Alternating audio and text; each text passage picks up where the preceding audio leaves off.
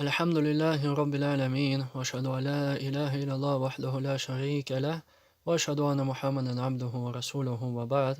Ассаляму алейкум ва рахматуллахи ва баракатух. После того, как мы завершили, по милости Аллаха, книгу Муалим Сани, появилась мысль пробежаться по всем правилам вкратце и сделать это в одном видео. Побудило меня то, что многие, кто закончили данную книгу и читают Коран уже значительное время, делают множество ошибок при чтении. Причин можно перечислить множество. Одни из них это то, что они не повторяют пройденный материал и тем самым забыли правила. Также к этому относится то, что они не читают Коран вместе с чтецом и не следят за ним. Именно эти две причины являются основными, из-за которых человек совершает ошибки при чтении. Некоторые говорят, что книга большая и нудная, а уроки по таджвиду слишком длинные и скучные. Вы поняли, кто это говорит. Из-за этого решил сделать краткий обзор всех правил и прочитать пару примеров к этому, чтобы облегчить мусульманину повторение данного труда, и он, наконец, начал читать Коран без ошибок с дозволения Аллаха. Первым правилом данной книги это буквы мадды. Их 3 буквы, это вау, я и алиф. И они читаются протяжно при условии, что над этими 3 буквами нет какой-либо огласовки, они стоят пустые. И до них предшествует определенная огласовка. Как алиф, до нее предшествует фатха, буква я, до нее кясра стоит, и буква вау, до нее стоит дама. И в таком случае они будут тянуться. Пример этому халялю.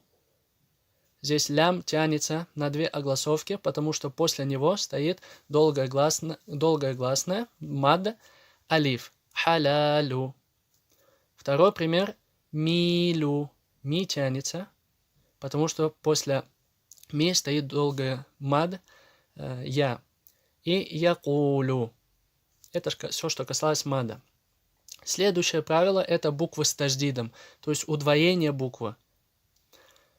Это удвоение буквы, когда 2 буквы одинаковые, и при первой букве это стоит с сукуном, а вторая с определенной огласовкой. И арабы, чтобы сократить это, написали одну букву и над ней написали таждид. То есть она удваивается, и не нужно ее читать как 2 буквы в отдельности, а должен немножко задержать звук и потом его произнести. Первый пример аддаба.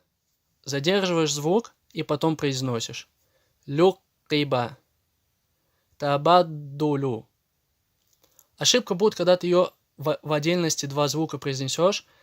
Табаддулю. Это ошибка. А должен немножко задержать звук и потом его произнести. Тем самым ты показал то, что ты удвоил букву.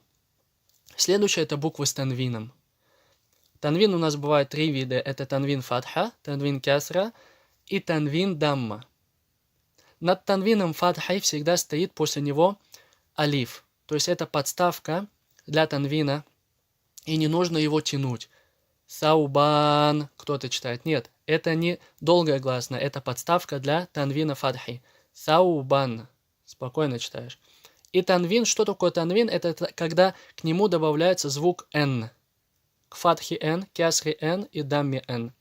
Саубин и саубун. Что нужно знать еще о танвине? То, что танвин бывает как не скошенный, это первый столбик, и танвин скошенный, это второй. То есть посмотрите, как он не скошенный выглядит, и во-вторых, как он выглядит скошенный. Это в дальнейшем нам пригодится. Следующее виды написания хамзы. Хамза у нас бывает 2 видов. Хамза туль-котар – это разделительная хамза. Вот она у нас в правом верхнем углу. Это хамзатуль кота называется. После него это его подставки. Они не читаются. То есть подставка алиф, подставка я и подставка вау. Эти подставки, они не читаются. Это всего лишь подставка. Сама читается только хамза. Примеры этому яс-алю, джи-тука. Здесь звук прерывается, потому что над хамзой пришел сукун. Джи-тука. Фиатин. Муаддину. Муа. Не муа. Многие делают ошибку, читают муа. Нет, это ошибка. Уа не читается, хамза читается. Муаддину. Люан. Куриа. Не курия, а куриа. Юбдиу и Адаму. А тянется, потому что после него приходит долгогласная фатха. Адаму. Второй вид хамза – это хамза туль-васль, соединительная хамза. И над ней нету какой-либо определенной огласовки. Она читается в трех видах. Либо А, либо И, либо У. И нужно знать. Первое, самое легкое, нужно запомнить, когда она читается А, когда она приходит в определенном артикле аль. Она всегда читается аль, и все, больше она никогда не читается А. А читается, вот такая хамза туль-васль читается А, когда после него приходит аль в определенном артикле. Аль-арду, аль-джаннату, аль-инсану. В таком случае вот такая хамза всегда читается как А. Следующее, когда читается И, а это в существительных. В существительных она всегда читается И. Как узнать, что это слово существительное? У него будет на конце вот этого слова последняя буква будет огласована какой-либо огласовкой. Пусть это дама, как в этом случае, либо фатха, либо кясра, либо танвины, без разницы. То в таком случае хамза туль-васль будет читаться всегда как И. Исму, ибну, имроату, истигфару. Всегда будет читаться И. Больше никак по-другому. И последнее, что нужно сказать, это в глаголах. В глаголах она читается либо И, либо У. И в глаголах нужно смотреть всегда на третью букву. Также нужно отметить то, что это не во всех глаголах такая хамза туль-васль приходит. Хамза туль-васль приходит только в повелительных глаголах. И она читается либо И, либо У. Смотришь на третью букву. Если третья буква огласована даммой, как это первый столбик у нас, значит в таком случае хамза туль-васль всегда читается У. Уш-дуд, ур-куд, унзур. Всегда У, потому что третья буква огласована даммой. У. В остальных же случаях она всегда будет читаться И. Независимо, пусть это фатха или пусть это кясра. И'лям, идриб, и'маль. Также есть некоторые исключения в глаголах, но это уже знают только те, кто углубился в арабский, изучая его. То есть это вкратце, как нужно читать, в каком случае хамза туль-васль читается как А, И и У. Следующее правило это таму марбута. Это вот такая вот, похожа на букву Га, только с двумя точками. Она точно так же читается, как буква Т, простая. Как это у нас показано вот здесь на фото. Ничем не изменяется. Но тау марбута, она приходит только всегда в конце. Она не приходит ни в середине слова, ни в начале слова. Она приходит всегда в конце. Например, хамидатун. Следующее, салиматун. Точно так же читается, никак не изменяется. Такая же буква Т. Марротун и марротун. Следующее правило, это правило идгам, слияние. И оно бывает в трех случаях. И вот это общее понятие, что такое идгам. Идгам – это когда первая буква стоит пустая, без огласовки, и после него приходит буква, которая с таждидом. Значит, та буква, которая пустая, она полностью превращается в ту, которая с таждидом. Это называется полный идгам. Когда буква пустая, после него таждид, значит, та буква, которая пустая, полностью превращается в ту, которая с таждидом. Это полный идгам. И если у нас не полный идгам, сейчас мы на примерах это увидим. Здесь у нас полный идгам. Идрибиасока. Слияние двух слов, потому что буквы одинаковые. Идрибиасока. Второй пример. Халляка. Ошибка будет, когда вы прочитаете это отдельно. Халляка. Нет, должен соединить, и это и есть правило идгам, когда одинаковые буквы. Следующее, это когда приходят буквы одинаковые по образованию. Это буква ло, та и да. Пример этому из ло.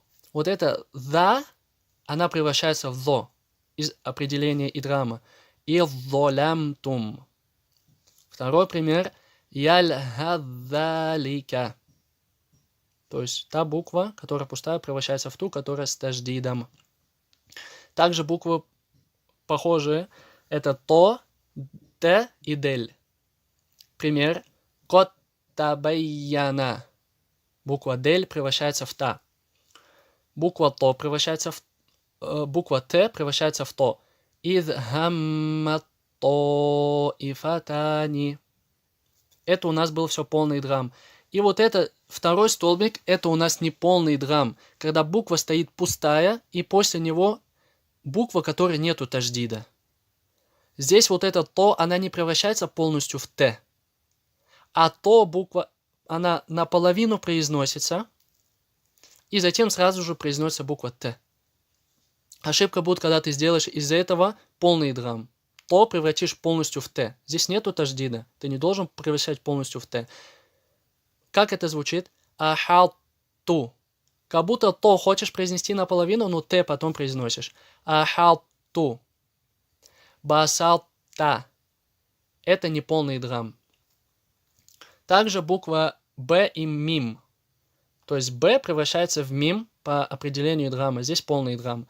Иркам ма'ана.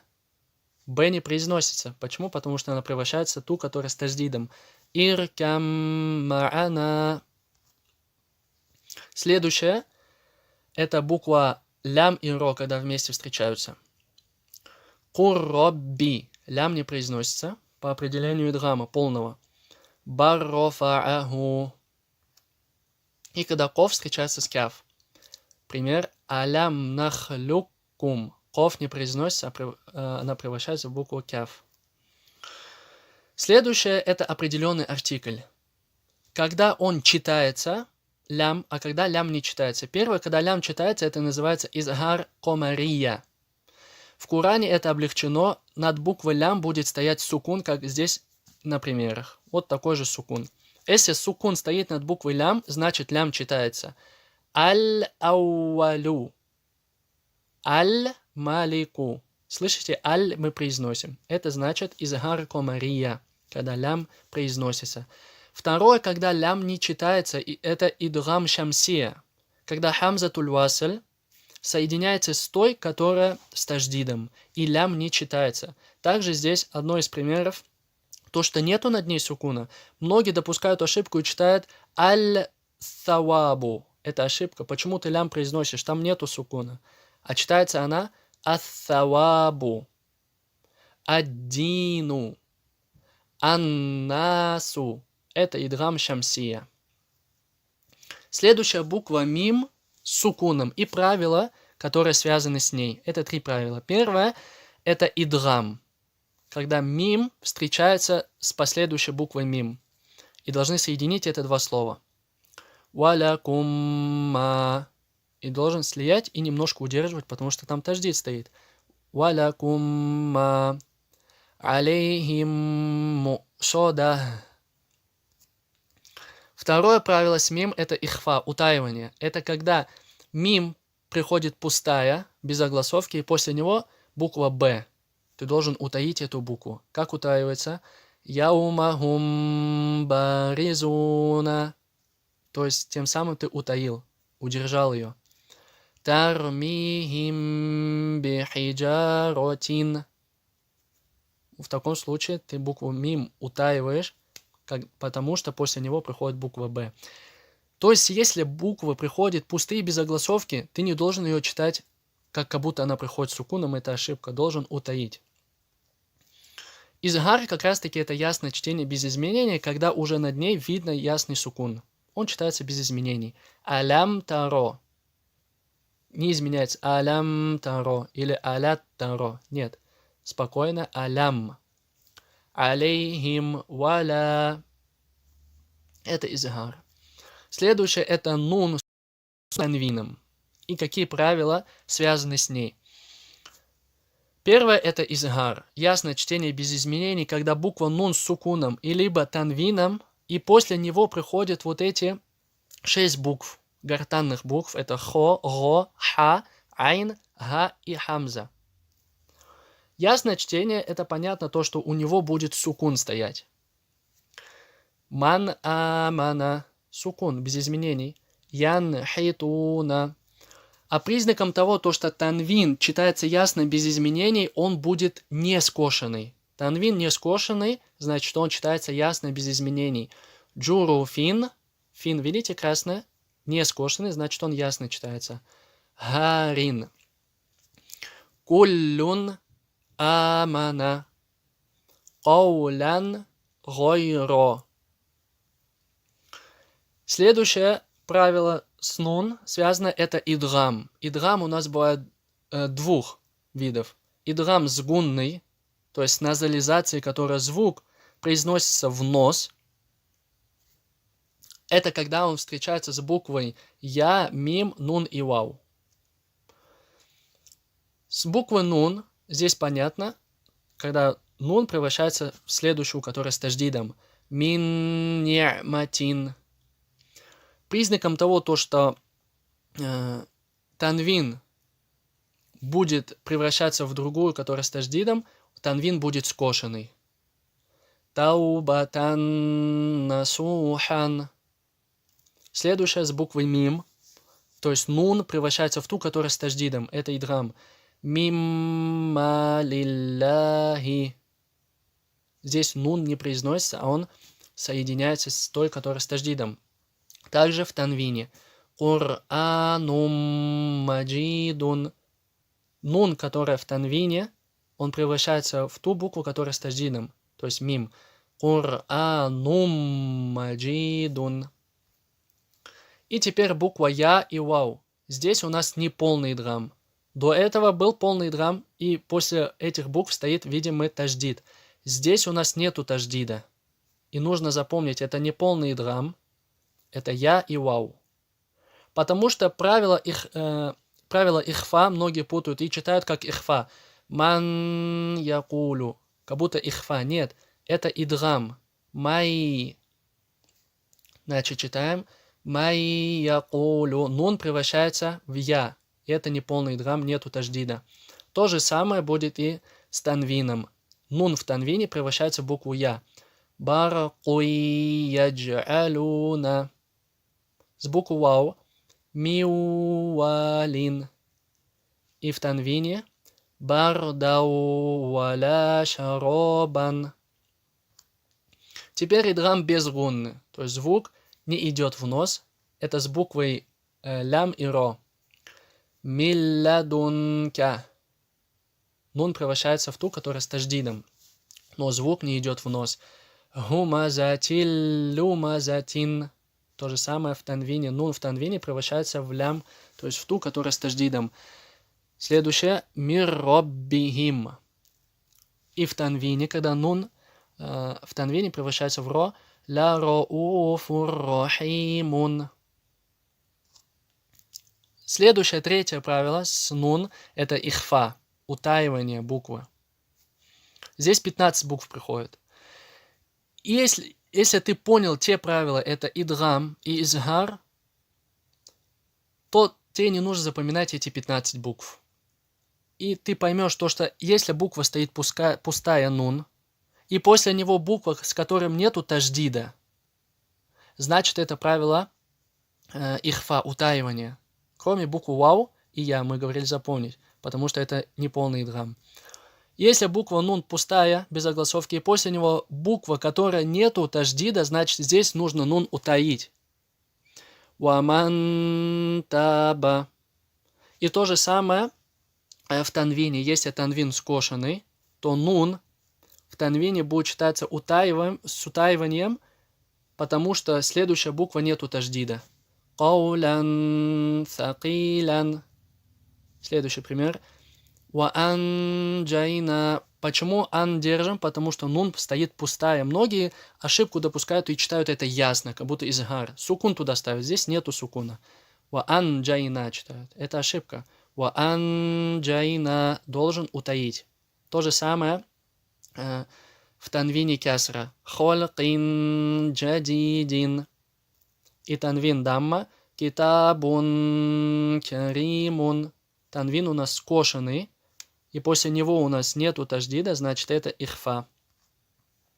И четвертое правило, связанное с нун, это икляб. Когда буква нун, и после него приходит буква б, значит нун будет заменяться на букву мим. И в Коране это облегчено, там будет написано небольшая мим над нун, как здесь на примерах. Амбихум.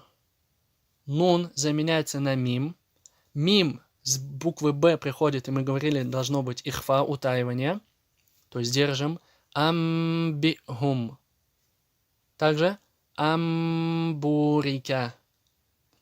Нун заменилась на букву мим.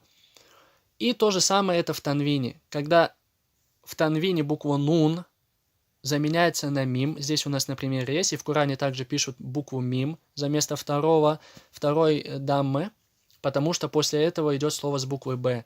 Сами'ум басирун. Не сами'ун, а сами'ум басирун. Следующее правило это коль-каля. Взрывные буквы. Когда буква колеблется, то есть у нее отдается эхом. Это при встрече 5 букв, которые огласованы с сукуном. Это коф, то, б, джим и дель. И у нас есть степени коль-каля. Это сильная, большая коль-каля, средняя коль-каля и маленькая коль-каля. Большая коль-каля – это когда вот эти 5 букв, они приходят на конце, и мы останавливаемся на этом слове, значит, делаем сукун, и еще у них последнее слово, оно с таждидом, как, например, аль-хаджу.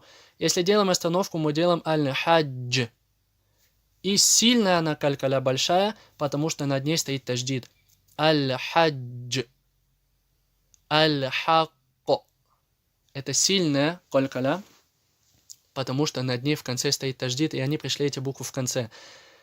Средняя коль-каля – это когда вот эти 5 букв приходят в конце, но у них нету на конце таждида. Это средняя коль-каля. Мин аляко. Мин аляко. Ахад. В суре Аль-Ихляс. Куль хуаллаху ахад.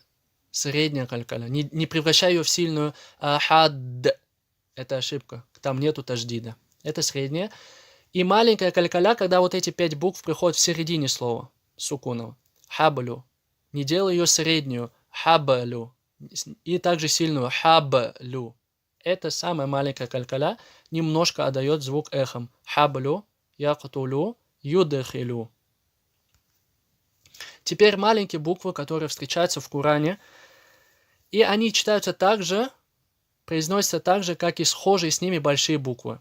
Здесь мы видим маленький алиф, он равняется большому. Вот такая закорючка, она равняется букве Я. И маленький вау равняется большому вау. То есть здесь нужно делать мад. Лякин. Ля тянется, потому что после него приходит алиф, только маленький. Закяха. То же самое с буквой Яй. Хазихи. Хи тянется, потому что после него пришла буква Я. Это слово читается валия. Здесь 3 буквы Я. Во-первых, Я, которая с таждидом, это значит 2 буквы Я. И последняя тоже буква Я. Валия. И маленькая вау. Лаху тянем. И давуда. Ву тянем. То есть соблюдаем мад. Маленькие буквы читаются так же, как и большие. И следующая маленькие буквы, которые редко встречаются в Коране, это буква нун, отдельно написанная. Она в единственном слове только приходит. Вот ядалика нун джиль му'минин в аяте. И буква син, которая над сод приходит, либо под сод. Здесь много примеров в Коране.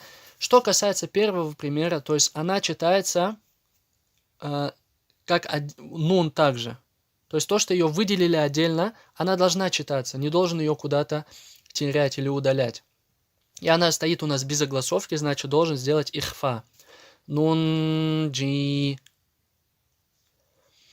И если буква син приходит над буквой сод, значит сод не читается, она превращается в букву син. Басто. Бастотан. Буква син.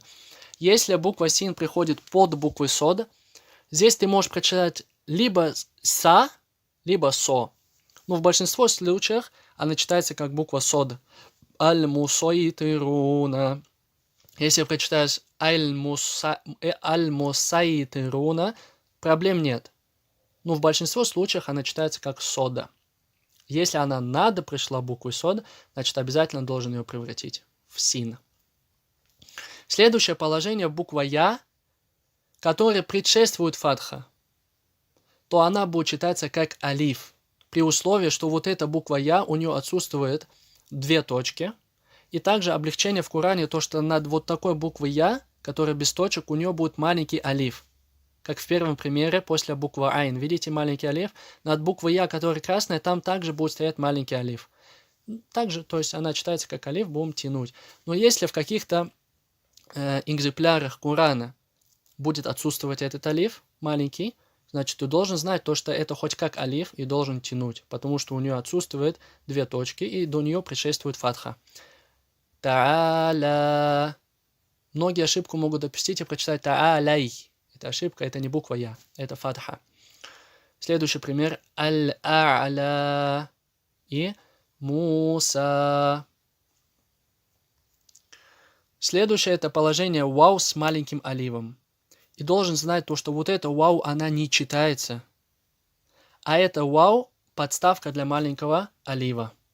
Многие допускают ошибку и читают ас-солявату. Почему ты ва читаешь? Ведь там нету, во-первых, огласовки. Во-вторых, ты должен знать то, что это подставка для маленького олива. Значит, читается она ас-соляту. Вау не читается, это подставка. Следующий пример. Аз-закята. Не закавата, а закята. Следующая это буквы, которые не читаются. Пишутся, но не читаются. Их 2 вида. Первый вид это над которыми имеются знаки. Это знаки, 2 вида знаков имеются. Это вот такая маленькая, как капелька. То, что если вот такой значок приходит первый над какой-либо буквой, ты должен знать то, что она написана, эта буква, но она не читается, не должен на нее обращать внимание. То есть, первый пример, улю. Вот это вау с такой капелькой, она не читается. Многие допускают ошибку и делают мад. Улю. У первую тянет. Не должен тянуть, это не мад, потому что это вау, как будто ее нету. Дальше биайдин. Здесь одна я. Здесь также допускают ошибку и читают биайдин. Нет, вторая я, ее как будто нету. И третий пример. Вамаляихи. Здесь допускают ошибку, также делают мад. Вамаляихи. Должен знать, если такой значок, значит буква не читается. Второй значок это вот такой вот нолик. И он приходит только над алиф. Если ты видишь вот такой нолик над алиф, значит этого алифа как будто нету. Пример первый. Лякинна хуаллаху. На не тянем. Его как будто нету. Но если при остановке на этом значке ты делаешь остановку, то тогда он читается. Здесь пример. И аят закончился, значит делаем остановку, то этот алиф будет читаться. Билляхи зунуна. При остановке. Многие могут подумать, если этот значок, значит алифа нету, и прочитают билляхи зунун. Нет, здесь алиф стоит, значит остановку делаем и тянем. Второй вид, это над которыми не имеются значков, которые буквы пишутся, но не читаются, у которых нету значков, как это было до этого. Это хамза. Хамза туль-васль. Если она приходит в сочетании с какими-то словами, то она пропадает и не читается. Если хамза туль-васль приходит в начале слова, ты начинаешь чтение именно с хамза туль-васль, то она читается. А если она приходит в связке слов, то хамза туль-васль пропадает. Пример этому вашдуд. Биль-гойби. Хадароль маути. Многие допускают ошибку и читают хадаро аль-маути. Вот эта хамза туль-васль она не читается, потому что она пришла в связке слов. Хадароль маути. Второе это мад. Если мад, после мада приходит сукун, значит вот этот алиф, либо буква Я, либо Вау, она не тянется, не читается. Буква соединяется с сукуном. Пример этому маль-кориату. Ошибку допускают и читают тянут его. Маль-кориату. Нет, здесь мад не читается, потому что после этого приходит сукун. Далее филь-арды. Фи не тянется, потому что после этого приходит сукун. И фиссудури. Далее это нун, который приходит в танвине, и он огласовывается кясрой. В танвине именно не скошенным. Запомнить нужно то, что если танвин не скошенный, и после него слово с сукуном, значит та нун, которая в танвине не скошенным, она огласовывается кясрой. Прочитаем пример, чтобы было понятно. Хойрунна. Слышите букву нун? Она с сукуном. Хойрунна. И после него также сукун. И при встрече двух сукунов первая буква огласовывается кясрой. Хойруни биту. Когда делаем соединение. Фискуниль яума. Здесь джами'ан. После этого приходит сукун, буква лям. Значит, огласовываем нун в танвине кясрой. Джами'анил лазина. И последний пример. Бирохматини дхулу. Бирохматини. И соединяем. Бирохматини дхулу. Далее это остановки и ее знаки.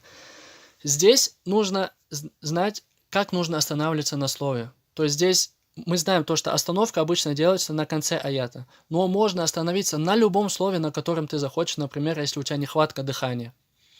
И как правильно останавливаться? Вот эти два столбика полностью, если ты останавливаешься на этих словах, она будет огласована сукуном. Настаин. При остановке это. Юминун. То есть последняя буква огласовывается сукуном при остановке. И неважно, какая огласовка на ней сейчас стоит. Аль-фаляко. Ахад. При остановке. Лахаб. Ванхар. Если там сукун и останавливаешься, то значит она не меняется, также остается. Ванхар. Туами. При остановке. И малю. Также при остановке. Здесь у нас 3 столбика. Первый столбик это тауабан и атоан. 2 слова.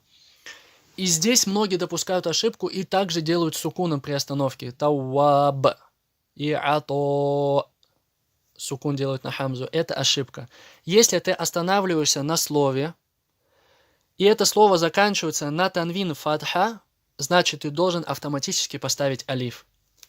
Как будет остановка? Тауаба.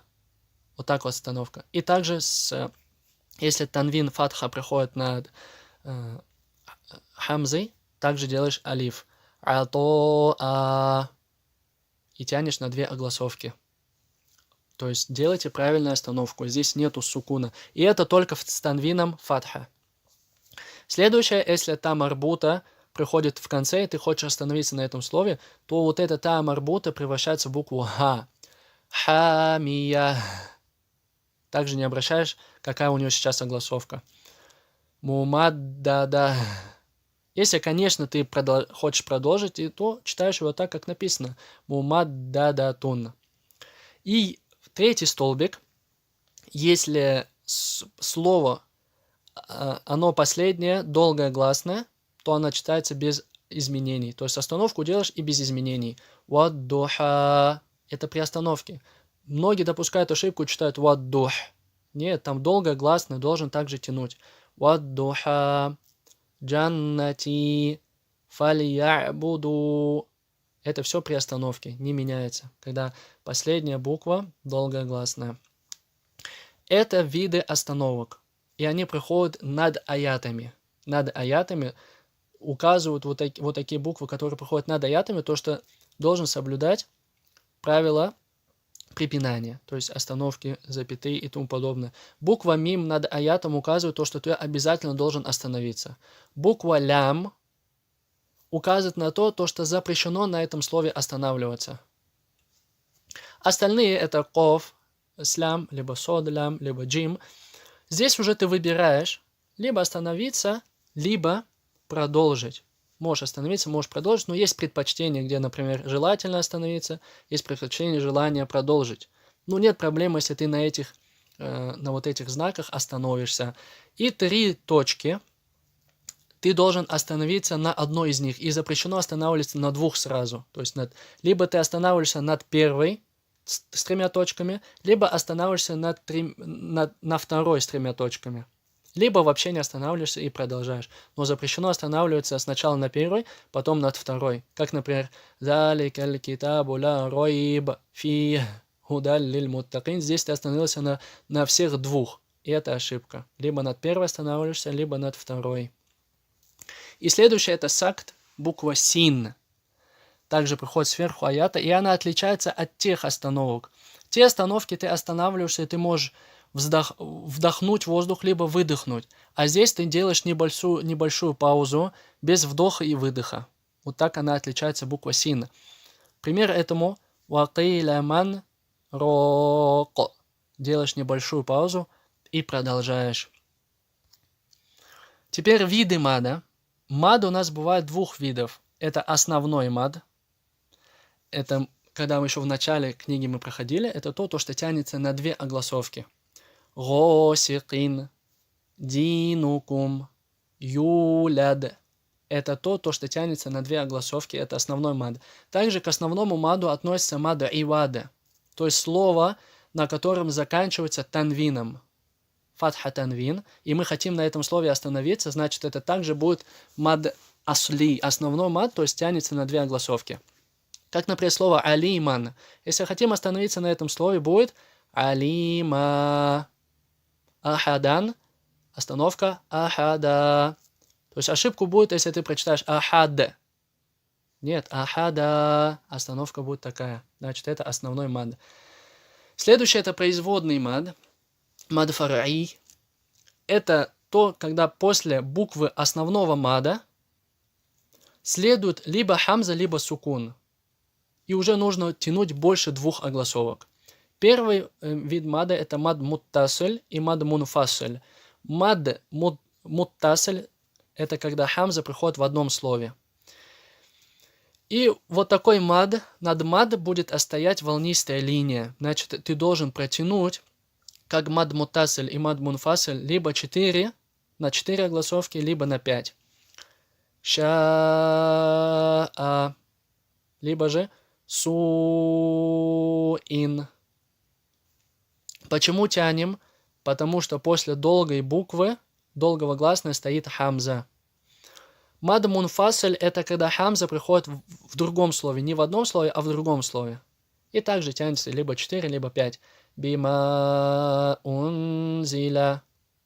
Либо же колу аманна. И подсказка тебе будет стоять волнистая линия над долгой гласной, то есть над буквой мад. Следующее это мад лязим. Мад лязим это когда после основного мада приходит либо сукун, либо таждид. И обязательно должен протянуть на 6 огласовок. Пример этому асохо. Тянешь на 6 огласовок, потому что после основного мада, это алиф, приходит таждид. И когда сукун, также тянешь. Аль-ана. Тянешь не меньше 6, обязательно 6. Следующее это мад арид лис сукун. То есть это основной мад в принципе, но при остановке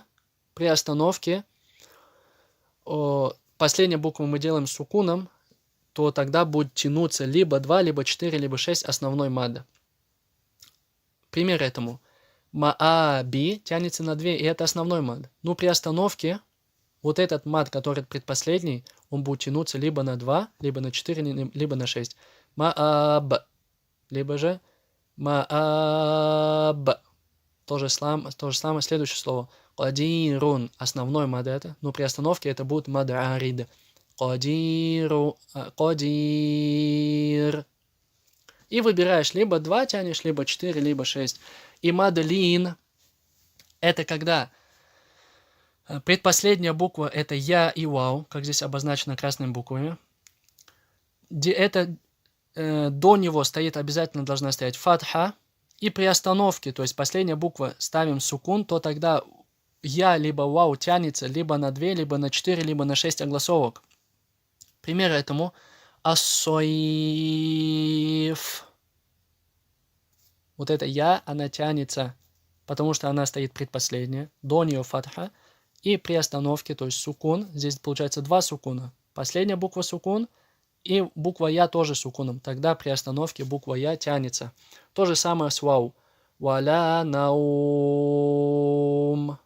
И можешь выбрать, протянуть либо 2, либо 4, либо 6 огласовок. Далее это раздельные буквы, приходящие в начале сур Корана. Как в суре Бакара, все видели, все знают, алиф, лям, мим. Многие совершают ошибку и читают аляма. Нет, эти буквы читаются так, как называются они в алфавите. Алиф, лям и мим.